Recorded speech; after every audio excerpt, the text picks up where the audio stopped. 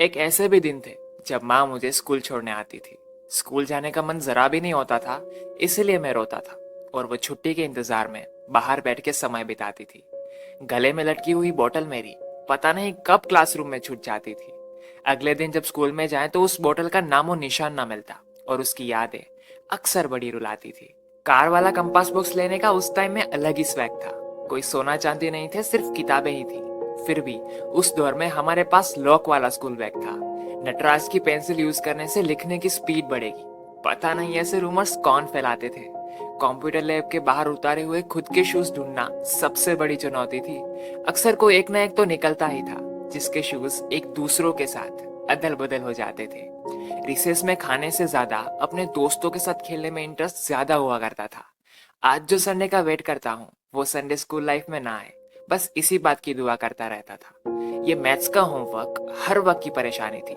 Subject कुछ और शुरू और होमवर्क किसी और का शुरू। ये हमारे सबके स्कूल लाइफ की एक आम कहानी थी। कोई चमचे की नोटबुक लेके कोमा से लेकर फुल स्टॉप तक हर एक चीज उतारनी थी। अगर 5-6 सेकंड क्लास में मैम के साथ आई कांटेक्ट हो गया तो आज शांत रहियो। ये स्कूल लाइफ की पहली चेतावनी थी। नई रबर खोल के उसकी स्मेल लेना, इस बात का कोई सेंस है? मगर उस टाइम बहुत लगता था।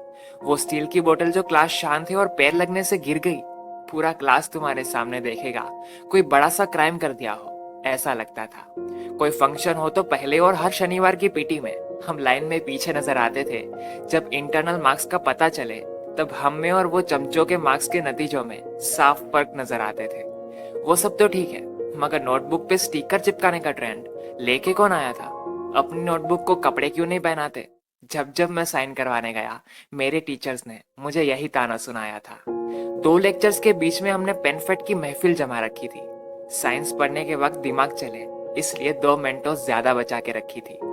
कोई एक ना एक तो होगा ही वो जो हर टाइम अटेंडेंस में पीछे से प्रेजेंट मैम बोल जाता था। जिसको एब्सेंट कहा वो एक्चुअली प्रेजेंट है और वो बेचारा फिर लास्ट में मैम की लंबी डांट खाता था।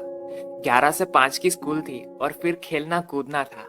शाम होते ही रिची रिच और बेंटेन को टीवी पे अक्सर ढूंढना था। पेंसिल, इरेजर, शार्पनर, बुक्स और मेरा नाश्ते का डिब्बा तब एक एक कर कर खो रहा था। मैंने सोचा सिर्फ चीजें खो रही है मेरी, और असल में मैं मेरा बचपन खो रहा था।